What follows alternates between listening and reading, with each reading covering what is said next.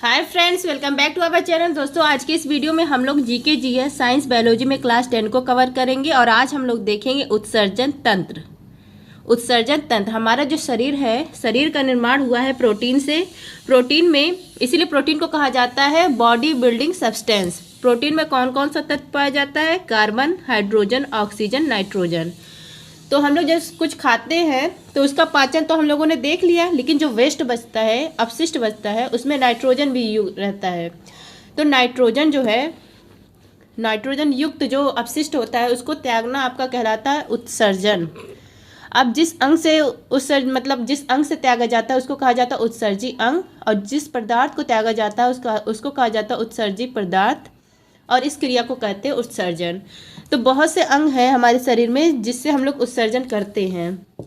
त्वचा से जो पसीना निकलता है वह भी उत्सर्जन का ही पार्ट है। फेफड़े से हम लोग ऑक्सीजन ग्रहण करते हैं और कार्बन डाइऑक्साइड का त्याग करते हैं। तो ये भी कार्बन डाइऑक्साइड का त्याग कर रहे हैं, मतलब कार्बन डाइऑक्साइड का उत्सर्जन कर रहे हैं। आँख से आंसू का निकलना यह भी उत्सर्जन का ही पार्ट है। शरीर से यूरिन को त्याग करना यह भी उत्सर्जन का पार्ट है। यूरिन आपका इम्पॉर्टेंट है, हम लोग आगे देखेंगे। उत्सर्जन जब हम लोग करते हैं तो 3 टाइप के पदार्थ निकलते हैं। 3 टाइप के पदार्थ कौन कौन से हैं? अमोनोटैलिक, यूरिकोटैलिक और यूरियोटैलिक। 3 पदार्थ होते हैं। अमोनोटैलिक, ऐसे जीव जो अमोनिया बाहर निकालते हैं वो आपका कहलाते हैं अमोनोटैलिक, और यह सर्वाधिक जहरीला होता है। तीनों में सर्वाधिक जहरीला कौन सा है? तो वह है अमोनोटैलिक। और जब सर्वाधिक जहरीला है तो इसके कम करने के लिए, इसको डाइल्यूट करने के लिए पानी की आवश्यकता ज़्यादा पड़ेगी। तो ऐसे जो जलीय जीव होते हैं वो उनके अंदर पाया जाता है अमोनोटैलिक, और ये अमोनिया का उत्सर्जन करते हैं जलीय जीव। फिर नेक्स्ट है आपका यूरिकोटैलिक। यूरिकोटैलिक, ऐसे जीव जो यूरिक एसिड बाहर निकालते हैं वो आपका कहलाते हैं यूरिकोटैलिक, और यह तीनों में सबसे कम जहरीला होता है, इसलिए इसको पानी की आवश्यकता कम लगती है। और ये जो वेस्ट निकालते हैं वो पेस्ट फॉर्म में निकालते हैं। जैसे आपका पक्षी सरीसृप, जो पक्षी है वो कभी मूत्र नहीं करता है, वह पेस्ट के फॉर्म में अपना वेस्ट निकालता है, उसी में उसका यूरिक अम्ल निकल जाता है। नेक्स्ट है आपका यूरियोटैलिक। ऐसे जीव जो यूरिया बाहर निकालते हैं वो आपका कहलाता है यूरियोटैलिक। जैसे आपका स्तनधारी, जैसे मनुष्य यूरिया का उत्सर्जन करते हैं वो आपका कहलाते हैं यूरियोटैलिक। अब हम लोग देखते हैं यूरिया का निर्माण होता है शरीर के लीवर में, यकृत में। लेकिन अगर कहा जाए कि किडनी में यूरिया का निर्माण होता है तो गलत है। यूरिया का निर्माण शरीर में कहाँ होता है? लीवर में होता है। और यूरिया आपका किससे बनता है? ऑर्निथिन चक्र से आपका यूरिया बनता है।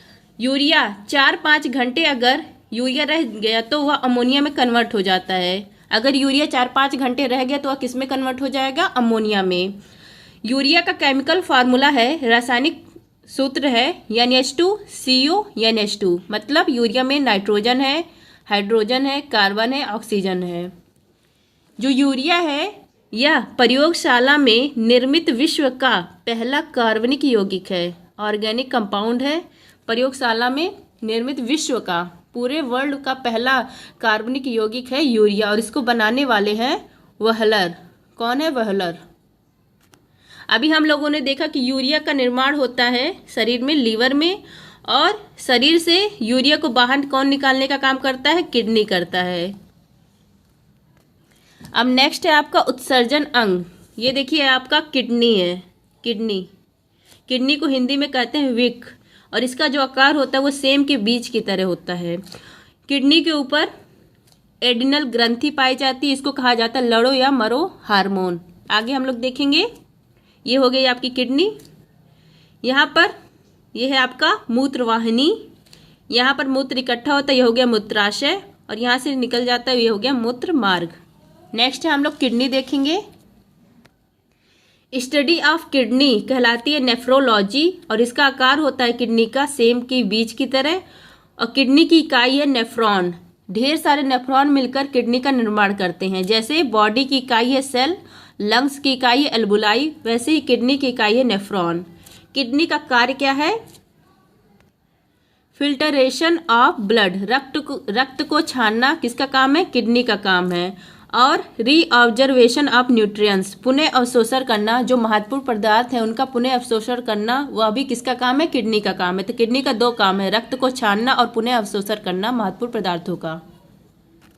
और इससे पहले अवशोषण कहाँ पर होता है? इलियम में। और जो कुछ महत्वपूर्ण पदार्थ रह जाते हैं वो किडनी फिर से कर देता है उसका अवशोषण। रक्त को पंप कौन करता है? रक्त को पंप करता है हृदय। रक्त में ऑक्सीजन को मिलाने वाला काम कौन करता है? फेफड़ा। और रक्त को छानने का काम करता है किडनी। नेक्स्ट है आपका, यह है आपकी किडनी। किडनी के आंतरिक भाग को कहते हैं, इंटरनल पार्ट को मेडुला, और बाह्य भाग को, एक्सटर्नल जो पार्ट है उसको कहते हैं किडनी के कोर्टेक्स। यहाँ पर लाखों नेफ्रॉन है, लाखों नेफ्रॉन से मिलकर बना है किडनी। अब हम लोग देखेंगे नेफ्रॉन, एक नेफ्रॉन देखेंगे।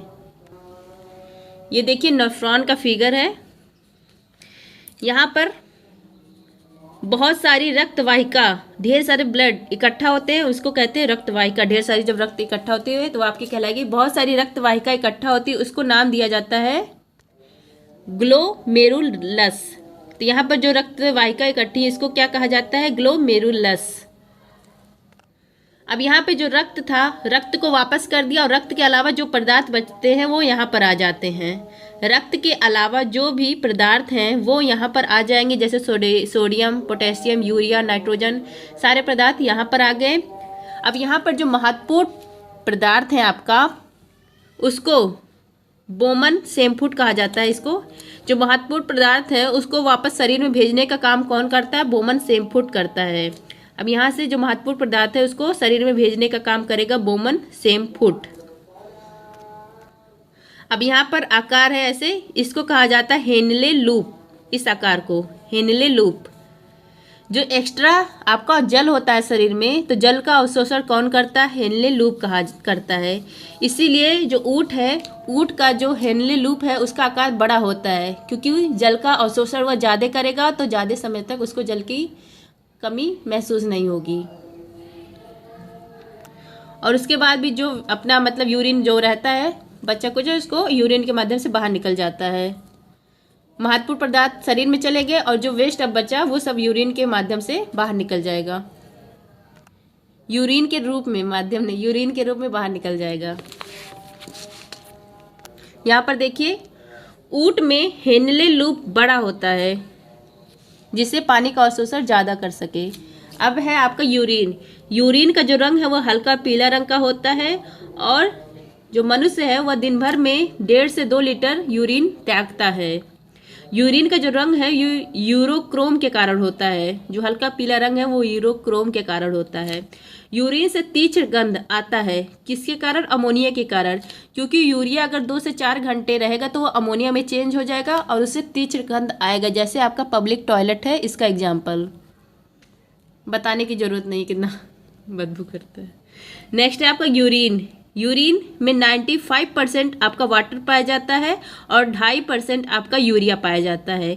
यूरिन का पीएच मान है 4.8 के आसपास, इसलिए यह हल्का अम्लीय होता है।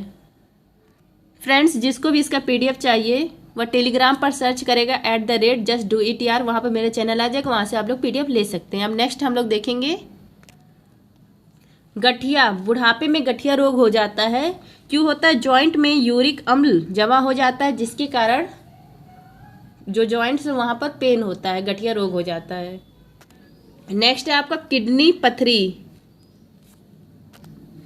जो किडनी में पथरी होती है वो कैल्शियम ऑक्जेलेट के कारण होती है, क्योंकि डॉक्टर कहते हैं कहीं भी पथरी, शरीर में 2 जगह पथरी होती है, एक गाल ब्लैंडर में और एक किडनी में। तो इसलिए कहते हैं जिसमें आपका बिया रहते हैं उसमें वो आपको सब्जियां नहीं खानी चाहिए। जैसे टमाटर में ऑक्जेलिक अम्ल पाया जाता है, इसलिए कहा जाता है कि टमाटर के बिये नहीं खाना चाहिए।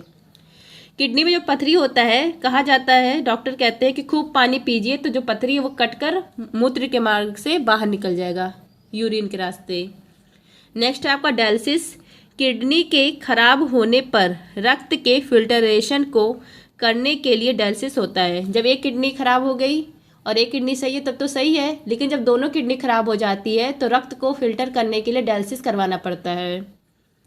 नेक्स्ट है आपका आर्थ्रोपोडा। आर्थ्रोपोडा का उत्सर्जी अंग है मेल्पिथियन नालिका, मेल्पिथियन नालिका आर्थ्रोपोडा का उत्सर्जी अंग है। नेक्स्ट है आपका हाइलम, हाइलम कहाँ होता है, कहाँ मिलती है, हाइलम मिलती है किडनी में।